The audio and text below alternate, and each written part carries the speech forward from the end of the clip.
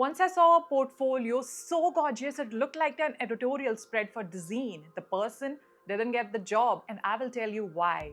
Hi everyone, welcome back to my channel. I am Kritika, an architect and illustrator. So, I have been having a lot of conversations lately with people who are applying to firms, with people who are at the firms. And also, just reflecting my own experience, there's a pattern that keeps coming up. Architects are spending months polishing their portfolios, obsessing over layouts, typefaces, the perfect render, and when they finally submit, silence. It's not because the work isn't good, it's because the portfolio is telling the wrong story. So, in this video, I'm going to break down everything you need to know to create that perfect portfolio. Portfolio hacks that actually works. Hack number 1, lead with the progress page, not with the hero render. In your portfolio, the first page should not be the most beautiful render. It should be the page that shows how you actually think. A concept diagram, a site analysis, an early sketch paired with final outcome. Show the journey, make the reviewer feel like they are inside your head. Hack number 2, show the stack of your software. Don't just write Revit, Rhino, AutoCAD in small tiny text on your CV. Demonstrate that you actually know the software. A BIM model screenshot with notes on coordination, a rendered section that shows you understand how the building actually goes together. That's a proof. Because honestly, this one is becoming the biggest differentiator in architecture right now. We are in 2026. BIM, Building Information Modeling. It's not a future skill anymore, it's a present skill. Top ACE firms, and I mean globally, but absolutely in India too, they are running fully BIM integrated workflows. Architects, civil engineers, MEP teams all working on same model, coordinating in real time, catching conflicts before they become expensive side problems. If you walk into an interview and you can say, I have worked on BIM model with an architecture team and MEP team, you are immediately a different caliber of candidate. And here's what's wild, most people applying for those roles cannot say that. Not just because they are not capable, because they never had the opportunity to work that way. And it's a gap, and it's closable. Which is actually why I want to talk about Noviter. They are genuinely solving this problem. Noviter is an upscaling platform especially built for architects, civil engineers, and MEP professionals. And what's different about them, genuinely different about them, it's that they are not saying just watch these videos and get certificates. It's hands-on project-based learning. You are working on real BIM projects alongside with people from different disciplines, architects and civil engineers and MEP folks, which is actually how it works in actual practice. You are using 10 plus industry tools. You are getting live sessions with industry mentors plus recorded access. So you are not sacrificing your current job or schedule to do it. And practically speaking, they are offering Autodesk certificates and government certificates backed by NSDC upon completion, which is the kind of thing that goes to your CV and your LinkedIn, which actually means something to hiring manager.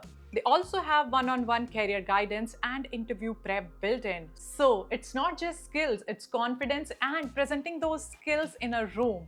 I will leave their link in the description, genuinely worth exploring if you are serious about leveling up.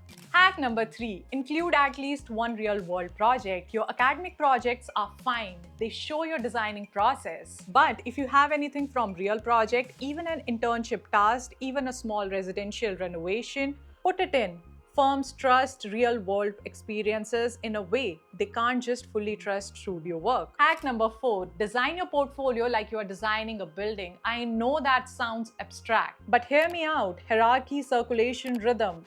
Your portfolio should have a clear flow. Where does the trender enter? What do they experience? Where do they end up? The layout itself is a design project. Treat it that way. Okay, now let's talk about portfolio mistakes. Mistake number 1, and this one is big one. Your portfolio looks like a magazine, not brain. I see this constantly. Double page spread of photorealistic renders, beautiful lighting, gorgeous atmosphere. But I have no idea what you think. I have no idea what problem you were actually solving, or if you just hit render on someone else's design. Firms, especially the good ones, want to see your thinking, not just your taste. Mistake number 2, showing the final outcome and hiding the process. Your first sketch, your analysis, the moment you realize your concept wasn't working, the messy Revit models at 2 a.m. That stuff is gold for reviewer. It shows you can actually work on a project, and most people cut it off because they think it's unpolished. Mistake 3, and I say it with love.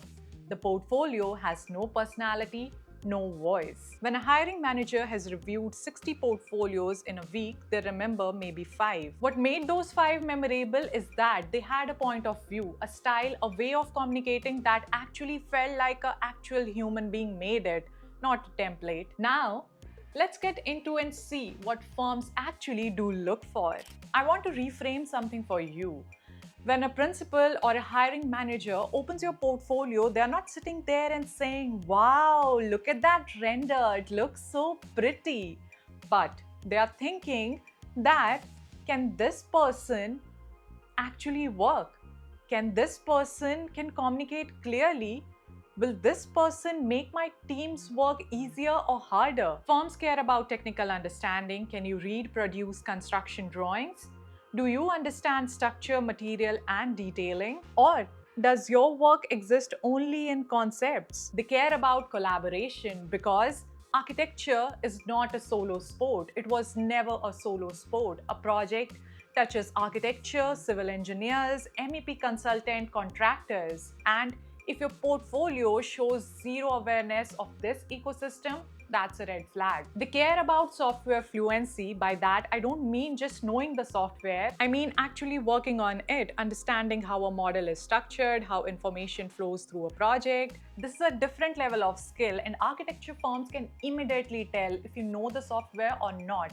And honestly, this is where the most architecture students are losing the race without even knowing it. While you were perfecting your portfolio composition, someone else was learning how real projects are built and documented and coordinated. Before I wrap up, I want to say something. I think this is important. Architecture job market is very competitive. It has always been competitive. But the architects who are actually winning right now are not necessarily the most talented designers in the room.